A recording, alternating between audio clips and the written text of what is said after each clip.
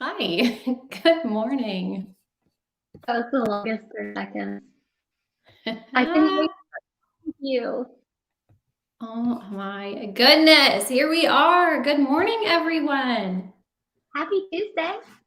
Happy Tuesday. It's kind of, it is Go ahead. Tuesday, but it's kind of Monday for some people because yesterday was a holiday. for some. It was. Yeah, but we're in real estate and we don't really get holidays usually, so. Or weekends. Yep. Don't know what any of that stuff is. As a reminder, we are now live streaming our podcast in our private Facebook community as well as on the YouTube channel. But for those of you who prefer to listen to us on your podcast, we are available Thursday mornings, wherever you listen to podcasts, Spotify, Apple iTunes, Anchor, we're there. And today we are talking about all things leads. We hear you. We hear what you're asking for, and we're here to deliver it. Yes, so many people keep asking about leads because honestly, that's how we run our businesses. That's where we make our money from, is leads turning into clients. So this is a big one everybody keeps asking about. So we wanted to. And there is not a single problem on this entire earth. There's not a single problem on this entire earth that a good lead can't fix. Facts. Spoken like a true real estate agent. Like, you could be having the worst day ever and all of the bad things are happening, and then the phone rings and somebody wants to buy a luxury listing and you are on it and your whole mood changes. Or a seller calls you and says, hey, when can you sell my house? That's right. Of course we can. So today, while we're talking about leads, it's important, the things that we discussed today, we want to preface that with saying that not everything works for everyone. Okay, so you need to find the things that you want to focus on that work for you, that make you happy, help you excel at, and then focus on just those things and not all the other stuff that makes you unhappy. Right. Like we talked about last week, like simplifying our lives. This list that we've put together is not to overwhelm you or to make you feel like you're not doing enough. It's to kind of broaden your horizons, your thought process. And then once you realize what works for you, you stick with it. And then during the slow times, you bring in the little pieces that you want to experiment with. Absolutely. So we're going to jump right in with some great ideas for lead generation and what that might look like on your end. So to start it off, I want to talk about seminars. Now, these can be online seminars or in-person seminars. And some of the topics would be, first-time buyer seminars, first-time sellers. You can niche it down to military families, military buyers. Why is that different for them? And go into, the VA loan process. Have your preferred lender that specializes in that come and talk about that. Retirement seminars, investor seminars, vacation seminars, and a new one that a lot of people are really into now would be the Airbnb type ones. So even if this is not your area of specialization, you can just bring in the people that can help with that. So if it's the military, bring in that lender to talk about the VA process. And then you obviously are the expert in the process of, getting those VA offers accepted and the stipulations that come along with VA appraisals and different things like that. So we're not going to go super far into each one of these categories because we don't have time and we want to cover a ton of them. But just to give you some ideas to work with, that's, a good fun one, seminars. Yeah. So I think the seminars came really into play with COVID when everybody kind of shut down a little bit and we weren't able to be face to face. So the seminars are really good because you can do them virtually and it's literally no cost. No, I think that's the biggest thing about all of our ideas today is almost all of them are little to no cost. Yeah, we do discuss some paid generation and stuff, but with all of this stuff, you just really have to find what works for you. Like I said, and also with that is it's good to have some sort of mix, of paid ones and, your normal ones that you do every day. Yeah.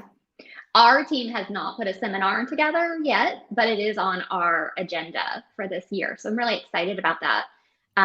And our plan is to partner with a lender so that way we have somebody there to answer those questions. We live in a military town. So our focus will be we almost kind of want to do something along the lines of base housing to home ownership. Yep. We actually have most of the program planned all out and everything. We just need to schedule it and get it ready to launch. And we're going to have snacks. Snacks, tacos, maybe. Another topic I guess we'll jump right into is farming a neighborhood. And this can mean lots of different things to different people. So we'll kind of take it at, what's the word I'm looking for? You're farming a neighborhood, right? So most of the time you're going to live in that neighborhood or have some kind of connection to that neighborhood. Farming a neighborhood is not tomorrow business or today business. It's mostly brand recognition and really becoming the expert of the stats. So you're going to need to take some time to study those, your days on market, your average list price. You're going to want to know the types of offers that are coming in, the types of financing. But you just want to be the expert of that neighborhood. And really the only way to be the expert of the neighborhood is to be a part of the neighborhood, in my opinion. It's really hard to be like, oh, I'm the expert of this neighborhood, but I live 2 hours away. I think it should also say that this is not a lead generation that is instantaneous. Correct. So I lived in a neighborhood for 6 years. And I had just gotten my real estate license when I moved into the neighborhood. But it took those 6 years to become that neighborhood expert. And then I moved. But I still have that connection. One of the biggest things is becoming involved with the neighborhood Facebook page so that you can be in the know. People are always up for neighborhood gossip, and that's usually who's moving in and who's moving out. You will know that someone's moving because somebody will post that there's a U-Haul truck in front of 123 Main Street. Yeah, and if you don't have a Facebook neighborhood page, it's a great time to start one. Yes. Nextdoor is another option for that. It doesn't even necessarily have to be Facebook. It could be Nextdoor. There's options that you have with Nextdoor that you can actually pay for advertising.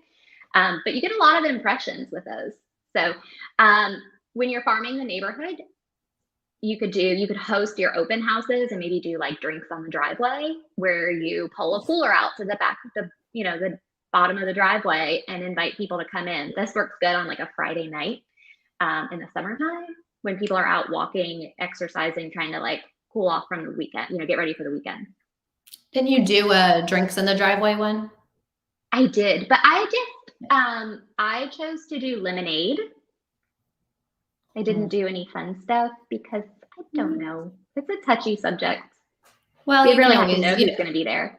You can always offer, both. You can have, mimosas or lemonade or sweet tea. You're in the South, sweet tea. That's right. And then also, get a newsletter going for your neighborhood. Send out what's going on in the neighborhood. Just be the source of all information. When somebody posts on Facebook, hey, I'm looking for a plumber, be the person to suggest the plumber. That way they know that you're the expert of it all, including the neighborhood. And before you know it, they'll be calling you over anyone else. That's right. Okay, so next up we have expireds and absentee owners. So expireds, when we're talking about expireds, you do not want to focus on the ones that have expired like this month, last month, or even in the last 6 months, really, because honestly, you're going to be doing the same thing that most other agents are. And a lot of agents at some of the big brokerages and stuff, they preach on, contacting expireds repetitively. So you're going to be in direct competition with all of those people. And the last thing that those sellers want is another agent to call them, asking them why their home is expired and if they want to list it again. Because typically they're getting 4 to 8 agents calling them. Do you want to role play that real quick? What that would look like? Like you be the agent and you call me and I have an expired house, okay? Okay. Ring, ring, ring. Hello. I want to list your expired house. Yeah, of course you want to list my expired house. Why didn't it sell the first time? You could have sold it the first time. The people you call who are expired are not going to be happy. They're not happy. So, they're not going to be happy. And guess what? Sellers are already have a bad taste in their mouth because of agents for whatever the reason, because their house did not already sell. So they need a little love and support and a time to recuperate from their bad experience, whatever that was. It could have been their own fault. I mean, we all know that, not all sellers listen. They don't price homes accordingly. They don't do what we suggest all the time. But in the beginning, when they're still upset from their recent breakup, they will not be happy. Right. So I would suggest going back at least a year to 3 years for expireds and check them all out and just reach out. And it's a great time because the market's on fire everywhere. It's a great time to reach out and be like, hey, I know that you were at one point interested in listing your home for sale. And for whatever reason, it did not sell at that time. Now would be a great time to revisit that, situation. Are you still interested in selling? What has changed, et cetera, et cetera. And listen to the seller and find out what the pain points were from the previous listing. And what might have changed now. Okay. And obviously now they probably end up getting more money than they would have a year to 3 years ago. And they probably have dealt with a tenant who has been a pain in the rear for the last year. They're over it. Because that's typically what happens. Your house doesn't sell, so you find a tenant to move into it. And that's not fun for everybody. Not everybody's made to be a landlord. Yes. And then that can make them want to sell even more. So going into the landlord aspect leads me to the absentee owners that I want to talk about real quick. Absentee owners are a really great place to find listings because typically they're not invested in the home anymore. They don't live there. They're already out. So depending on, if they have tenants in there or what the status is with their lease agreements, it could be a pretty quick, sale for them. And now, with the market and the prices the way they are, it's a great opportunity to reach out to people who do not live in their homes that may be interested in selling them because the time is right. And they may, just be ready at that point to go ahead and list them. Some great ways to find the absentee owners that are free. You don't need to do these paid programs always. We are all about affordable, free lead generation. But I have margaritas to buy. That's right. Leads. And tacos. Tacos and margaritas we have to buy, mimosas. We have priorities, people. And paying for the leads aren't always it. So the absentee owners, depending, where you live, your county records department usually has public records of each neighborhood and stuff. So you can go in there and you can just basically farm a specific neighborhood.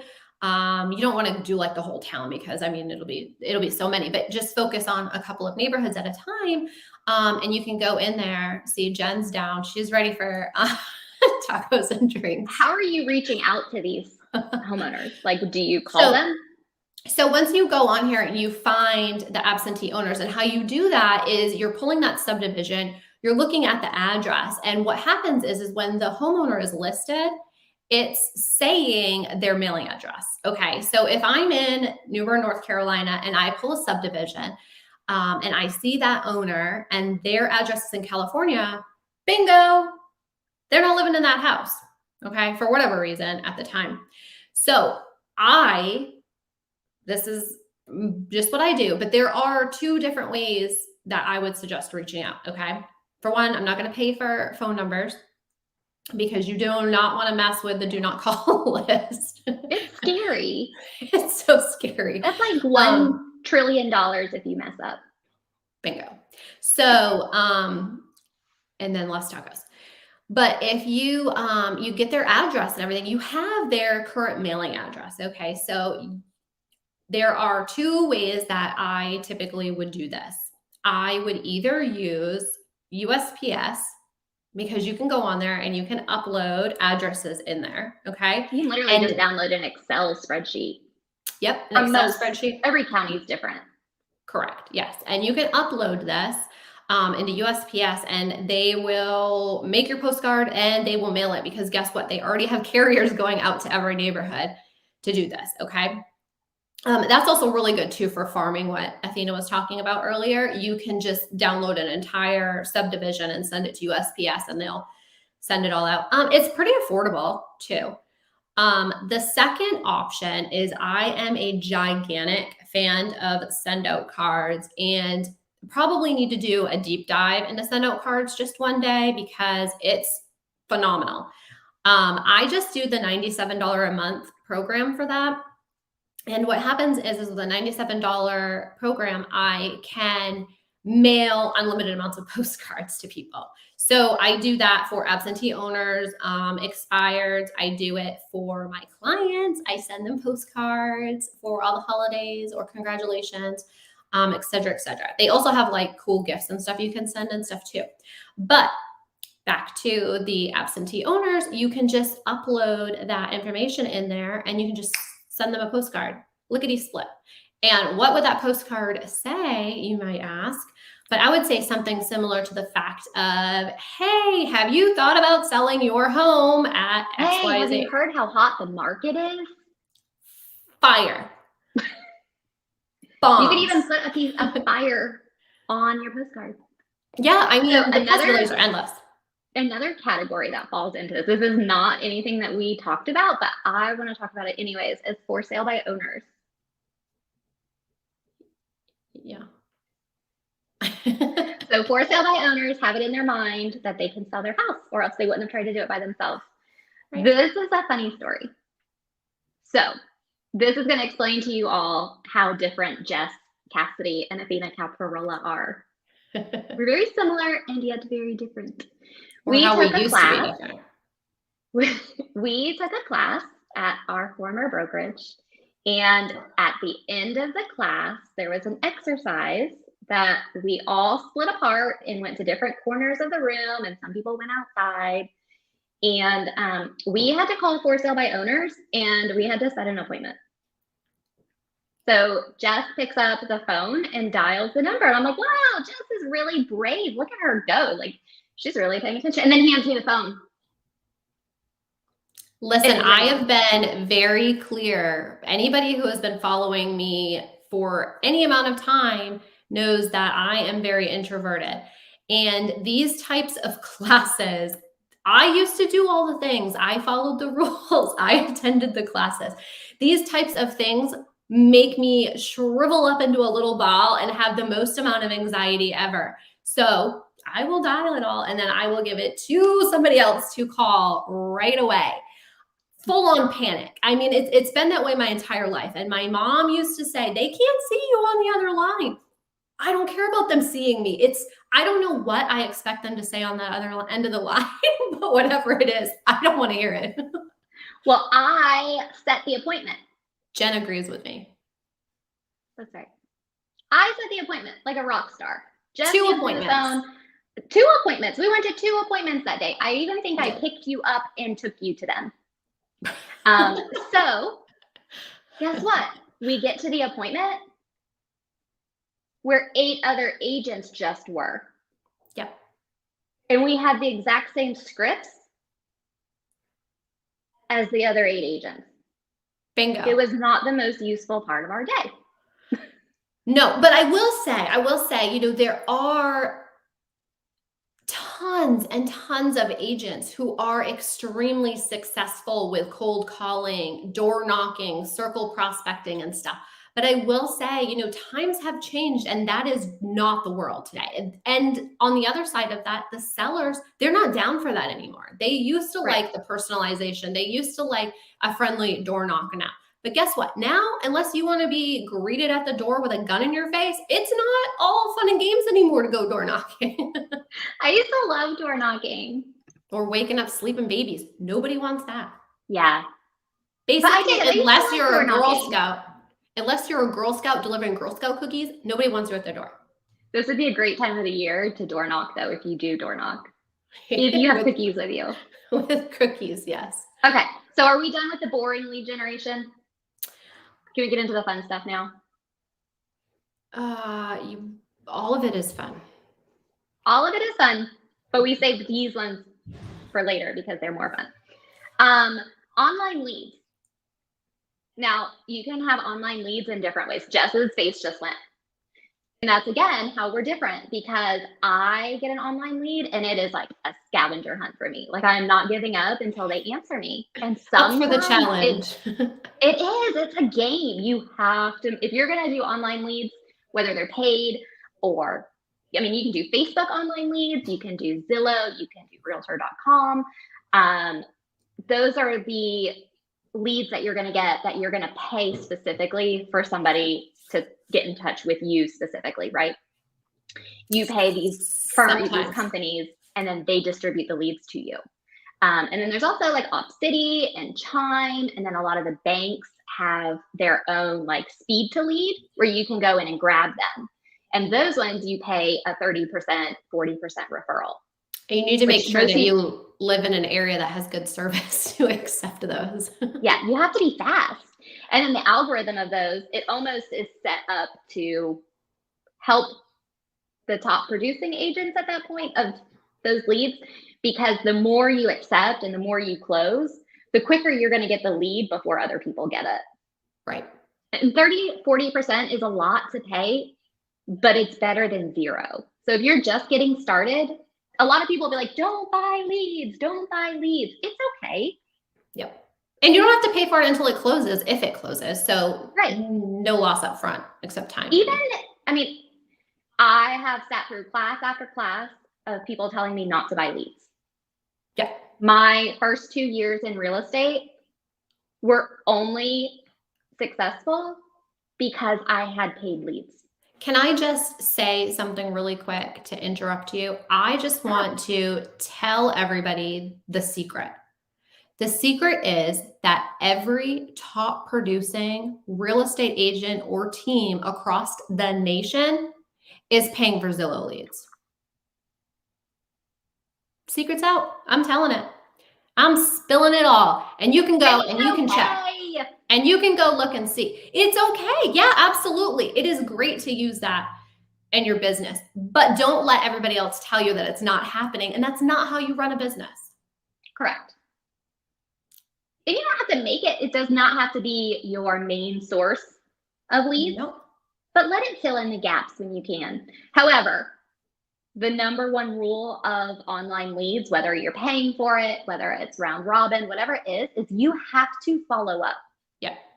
You have to call them. Like, they're reaching out to you. They're literally like raising their hand and they want you to call them. Yep. So call them. They're even telling you what else they like. That's right.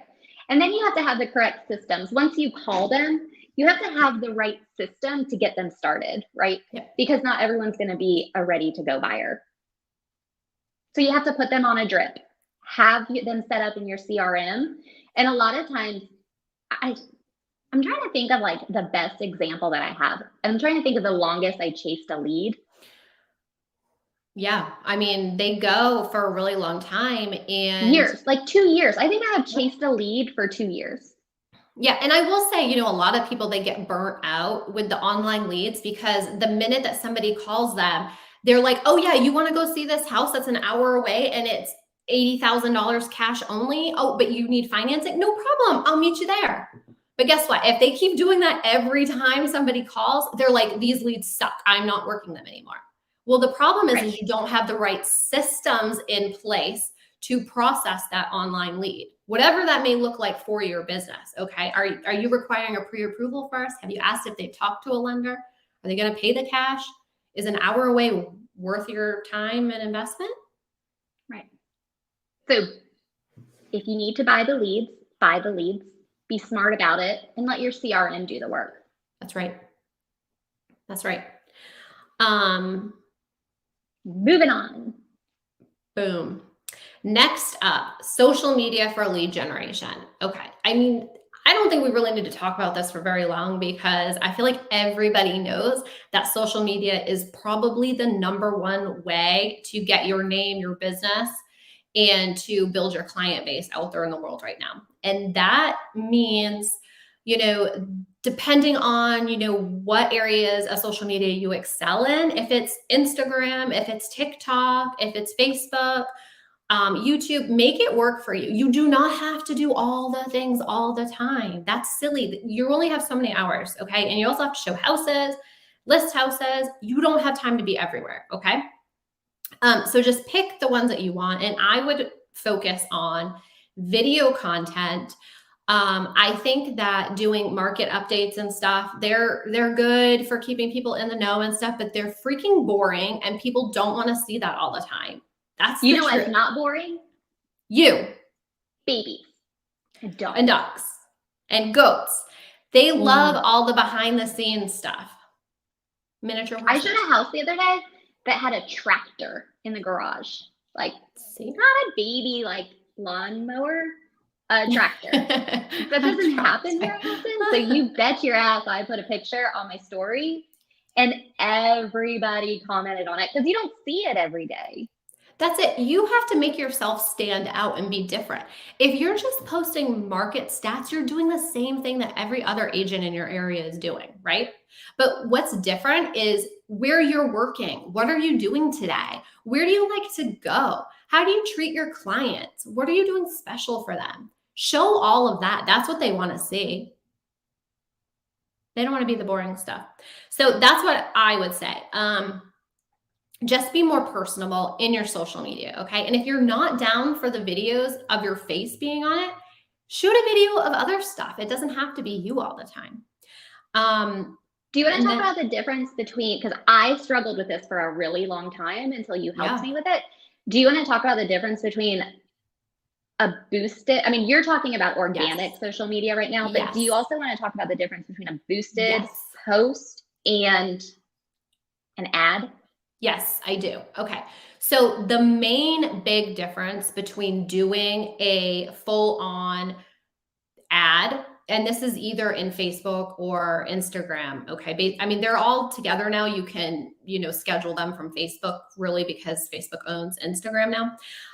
But the main big difference is that you can niche down so much more in an ad than you can in a boosted post. Okay. So you start out as a campaign, and then from there, you can break that down into different ad sets. So if that campaign type works really good, you can just continue to repeat that in different ad sets. So the big piece really is different targeting pieces. You have more advantage in the back office of creating the ads through Facebook and Instagram. Now, the boosted posts are really good if you can't do the ads because it's so easy. So if that's what you want to do and you're scared to do the other stuff and you don't have the time, you can do a boosted post. Okay. So a boosted post would be something that you've already created on your social media accounts already. And then you just want to boost that post so that it goes out to more people. And like an open house? Yes. So you could do, an open house. You could boost a post with any links to any of the landing pages that you've created. The possibilities are endless. I would not boost a post with like seller tips or buyer tips or something, because all it's going to do is just see more people. That's it. But you really, like, all of your posts and every single social media thing that you do should have a CTA. That's a call to action. You need to tell people what to do. They don't know. If you just post a picture, they're just going to look at it, right? But if you And then tell they're them gonna what call to do. someone else who's a realtor because you made them think that they need to call a realtor. Have But you you ever forgot played to the say that you're the game? realtor. Have you ever played the game Lemmings? Uh-uh. They're these little green people, and you have to tell them where they're going to go, or they'll fall off the cliff. So if you don't put a wall up, they're just going to fall, all of them. Hundreds, thousands of little lemmings will fall off the cliff unless you build them stairs or something. So sellers and buyers, investors, they're all the same way as these lemmings. You have to tell them what to do. Do you want them to go to your website? Do you want them to go fill out a home evaluation? Do you want them to sign up for your newsletter? What do you want them to do I want besides them buy to a let house? me sell their house. Okay, but you have to give them something in return. Show them that you're going to provide them value. So that's what you need to do for social media. Again, we're not diving in deep to every single one of these and giving you the It would take absolute forever. playbooks today. Yeah, forever. I have a good one. Up next Do it. is Do it. ABC. Yes. Always be closing. And a lot of people are like, oh, I'm always closing, but I don't want to be a salesman. You know, that sounds really salesy. It's not, Yeah. I promise. But always be closing is going into every single transaction that you have with your clients, looking for a future sale. You're going to do this in different ways. The first is you're going to give them the best client experience ever so that they don't ever think to call anyone except for you. Make them know that they are the number one client. Doesn't matter how many you're working at the time, they're number one, always. Yep. And then they won't ever think to call anyone except for you. You're always going to follow up with them because otherwise they'll forget who you are no matter how great you were. But the other thing is keep in mind who your client is. So I guess the best way to explain this is I had a client come to me through OpCity. Mind you, that was the source of the client, OpCity. Wait, were you paying for leads? No, I received a referral from OpCity when it closed. Oh, okay. Also, I'm not ashamed to say this, but at one point in time, I was the number one agent in our area for closing OpCity leads. Yay. That's my halo. That's hard. It was hard. And you know what? They were like one was $30,000. It was a $30,000 home. But I closed it and my client never knew the difference. That's right. She was treated like she bought $1 million home. Sometimes those $30,000 clients turn into multi-million-dollar clients. Down the road, they do. That's right. Because of your ABC. What I was saying is that I had this client and he came to me. He was not even old enough for us to pull his work history. We had to pull, the lender pulled his high school transcripts because he wasn't old enough.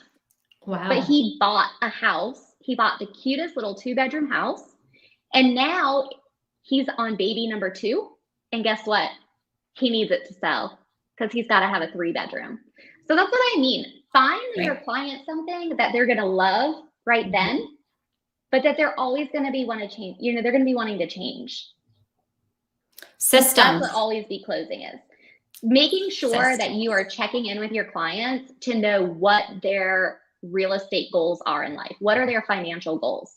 And it might even be, you know, hey, we're going to buy this fixer-upper. We're going to fix it. We're going to do all the improvements that it needs to be done that no one else wants to touch. We're going to make $100,000. Then we're going to take $100,000 and put it as a down payment to our nicer home. Yep. Then we're going to live in that for 2 years. Then we're going to sell that. Then we're going to put $200,000 in. It's like a complete domino effect. So just watch for those. Or those first-time home buyers, then they reach out because their parents want to move here too, to be near them. That's right. Military buyers, like don't take your military buyers, please, please, please. I'm so passionate about this. Do not take your military buyers and put them in a house just to get a commission check. Please. You are not doing yourself a favor. you're not doing them a favor and you're not doing our market a favor. Just don't do it. Find them a home that they will be comfortable in financially and physically, Yep. and that you will want to sell when they get orders in 2 to 3 years. Otherwise, you're going to be selling a pig with lipstick. Yes. And I'm so glad that you said that too, because especially, military or first time home buyers, when you're selling them, their budgets tend to be a little bit, lower. And you can't just focus on that commission, just sell a house to sell it. Because Right. if you do it right, those people are going to be reaching out to you to sell it. And then do you want to turn around and list a home that you sold a buyer that probably should have been condemned? And now that seller is going to look at you and be like, why didn't we ask for that stuff to be fixed? That's right. Don't push them through the home inspection and tell them that this isn't really that important just to get it closed. They're not going to be there that long. They're not going to be there that long. It won't matter. Well, it's going to come up on the next home inspection, and then it's going to be their problem when it could have been the first seller's problem. Okay. Bingo. So that got me heated. I get you all worked up, huh? So I wanted to say about your ABC clients and stuff, nurturing and doing all that stuff really comes down to you having your systems in place. So we go back and talk to those systems all the time, but let your systems do the heavy lifting. Have a program, a system in place for your client intakes and concierge system so that you move them through this process seamlessly, right? Okay, so next up, niche marketing to generate leads. And what does that mean? I'm not just talking about, your first-time home buyers, your second-time home buyers. I'm talking about like really finding your passion in the world outside of real estate and using that to generate leads. So for example, if you love horses, you can become, an equestrian land expert or property expert if that's in your area. If you are passionate about reading books, start a book club. And then guess what? Your sphere that you're just building around yourself, you're generating leads from by doing what you love. And we don't get a lot of extra time as a real estate agent. Like, I don't know about you, but I don't have time to go between the kids, the dogs, and work. I don't have time to go do something. So make your hobby your work. Exactly. And if this stuff makes you happy, it won't feel like work and you'll want to do it. It won't be like me going door knocking because that's not going to happen. Right? That's not passionate for me. But if you're into, kickball or soccer or softball, join those clubs. Should I tell my kickball story? Yeah, do it. That's a great one. I'm a storyteller today. I joined the spouse kickball team on base because I'm going to meet new friends and I'm going to take on a hobby and I want to be healthier. I'm not 25. It was hard. I took a lot of Motrin. I had to stretch myself a lot. And I'm not fast. And I'm not a good catcher. But I sold 4 homes that season from my kickball team. And I had fun. So, you can step out of your comfort zone. That's okay. Just take your Motrin with you. And your water. That's right. Stay hydrated. But you need to tell the rest of that story about how you made so many friends. Jen knows exactly what I'm talking about. That's right. But I'm like, did you know that these kickball teams have like travel teams? I did not know that. They do. They like travel to other places. Military bases? And compete. It's crazy.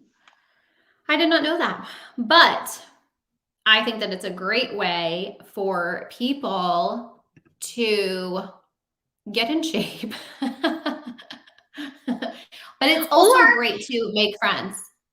Maybe health isn't your main focus this year. And that's okay. Maybe you're already healthy.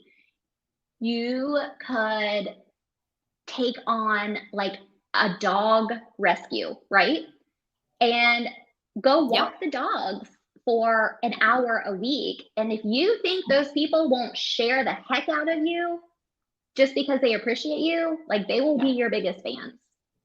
Yeah. And I mean, it doesn't even have to be like maybe, you're not into that kind of stuff anyways. And it doesn't have to be, sports related or anything like that. But, like if you live on the river, if you live on the ocean and you know a lot about waterfront properties, you can specialize in waterfront properties or river life or ocean life or I don't know. I don't think stream life. People love to know that they're working with the expert. Like they want to know that they're working with the best of the best. So if you promote yourself as the expert of the Neuse River or the Trent River, that's right. then people will follow you because you're the expert.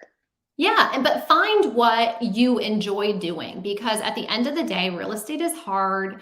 It's lonely and it's a lot of work. So if you find the ways that it brings you joy, it will make everything fall into place and so much better at the end of the day. That's right. All right, next moving on. Past clients and orphan clients. Ooh, what are orphan clients? Orphan clients are my favorite.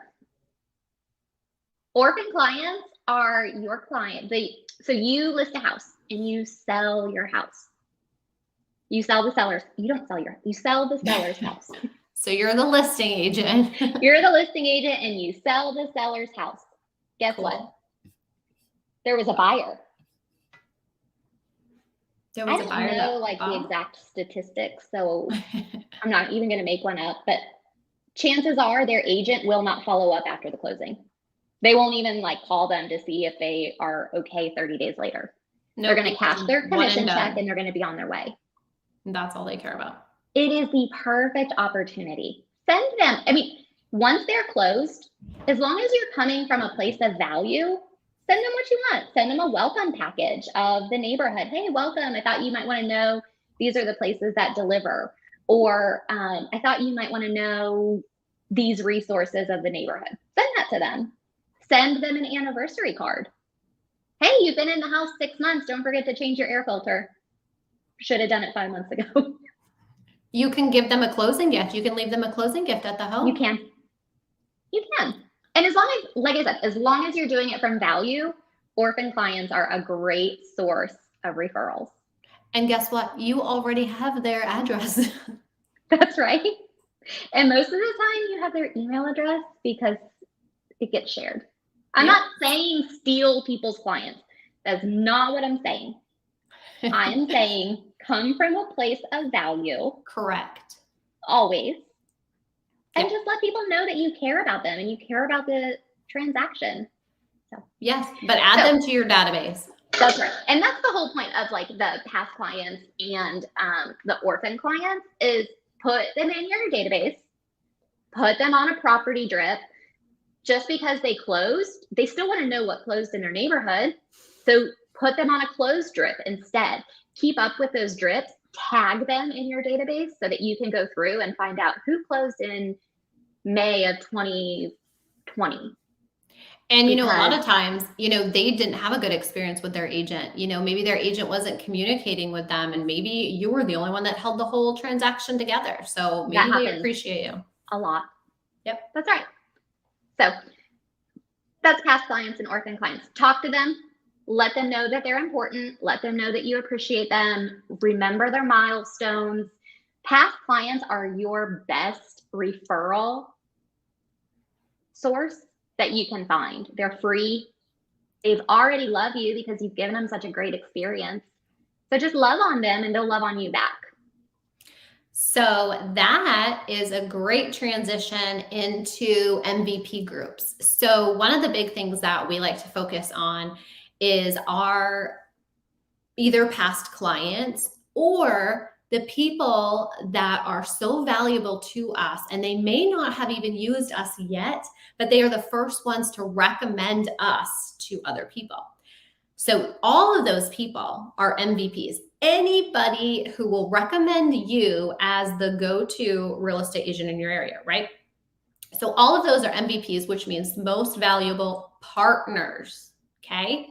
So those people, you need to set up some sort of system to love on them a little bit extra than you do the rest of your past clients. So if that means sending them, a monthly card or a monthly, Starbucks gift card, whatever it is that you want to set up, you go ahead and you do it, but you show them how appreciative you are of them, and creating those MVP programs.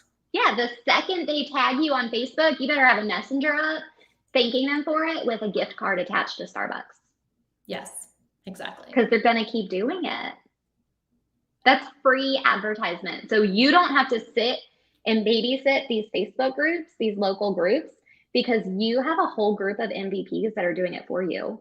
And those people are going to be more valuable to somebody asking for an agent than you raising your own hand. Correct. I would much rather see a recommendation from someone else than the person themselves. Yep. Because anybody can say they're perfect and they're awesome and they're amazing. Everybody thinks they are. All right. We have one. Oh, well, let's just talk about this real quick. We're kind of running long, so I guess we need to wrap it up. But our team keeps our MVPs in a Facebook group. That's it. That's all. Number 10. And if you're wondering how to keep them together, make it a Facebook group. Make them feel like they're like super special, that they have access to the elite team. They're right where they need to be. Keep them all together. Ready? Number 10. Am I the next one? You're the next one. This is our last one. This is number 10. Right here in our Facebook group. Use each other for referrals. That's why we started this, was to help you guys. We want you to be able to talk to each other and find the best agents, because hopefully you are here because you want to grow and you want to learn. We don't accept everybody into this group. Like, Jess goes through and she makes sure that you are not a secret agent, that you're somebody who has, the right focus, that you're looking for your clients. So our whole objective in this is to put together this group where you can share referrals and make sure that you're capitalizing on that. So don't be a secret agent in this group. Tell people where you're from. Yep. And there's actually a featured post in the group where you can write your location and stuff. But we're also going to be working on a map that y'all can just go on there and tag where your location is, and then anybody can just pull it up and find somebody in that area. So we're going to work on that. Okay. So recap. You want a list? I love doing the recap. Can I always do the recap? Do the recap, girl. Number 1, seminars. Host a seminar, whether it's in person or online. Yep. Call your lender partners. Let them help you. Yep. Don't do it all on your own. Farm a neighborhood. Be the expert. Be the source of all knowing. All the things. I know it all. Also, can I just say one more thing about farming a neighborhood? Yes, if you hurry. It's really sad when you see another agent's sign right next door. So don't let that happen. Own your neighborhood. Okay. Expired. We're not calling the ones that expired today and they're angry and they're mad and they're frustrated. Call the ones. Be strategic about it. Make lists. Follow up with them. And you might actually find that you have to reach out to them more than once. Oh. Online leads. Pay for it if you have to. Take the referral leads if you have to. It's okay. Don't be embarrassed. No. And call us for scripts. Because like I said, first 2 years of real estate was all online leads. Social media, I can't even start to talk about everything that you can get into, but don't be a secret agent and tell people you're a realtor and that you want to help them.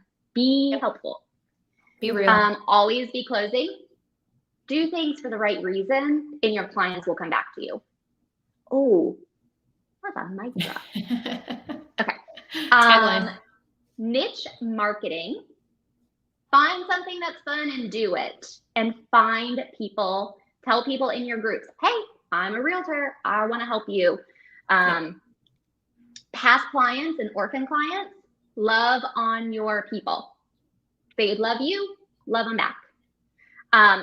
In fact, if you take one thing from today's podcast, if you need a lead today, like if your life depends on it, you have to put something under contract today. You have to find a lead today. You could go through your past clients, and I guarantee you, someone will know someone. Okay. And last but not least, your MVP groups. Love on your people. I just can't say it enough. Just love on your people. That's right. Yay. So, just to end this really quickly, what doesn't work is fine. Okay. Figure out what doesn't work for you. If it's door knocking, some people, it works for you in the beginning and then you evolve and it doesn't work. It's fine. Move on. There's a whole list of other stuff that you can do that works for you. Okay. Mailing things, it's slow. It takes a little while. You have to put a lot more time into it. It's not going to happen overnight. Okay. Desk duty, being on call. This is great if you need quiet time to get things done, but also, you get interrupted by other agents. And it isn't the best way of spending your time most of the time. Okay. But because just to end, you have to go find your clients. Right. They're not walking by. They don't walk in the door anymore. They don't do that. Literally, Google is on their phone. They're gonna Zillow and find Realtor. Yes. And I mean, most of them are on Zillow and Realtor. They're not looking for the local real estate agents, and they're not going in. They're not walking in anymore. They're not asking for a list of homes that are for sale, because guess what? That list is this big now, and they're not getting it. Okay. It's already closed before it prints off. That's right. Done.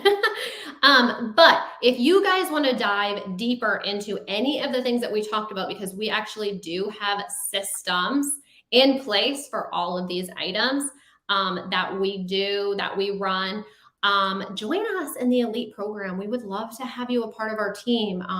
It's all free if you're over there with us. And we are an open book, and we love to help each of you grow individually. Send us a message. We can do one-on-ones and go into any of these ideas as deep as you want. Yep. But we would love to partner with you. So reach out to us. We want to talk to you.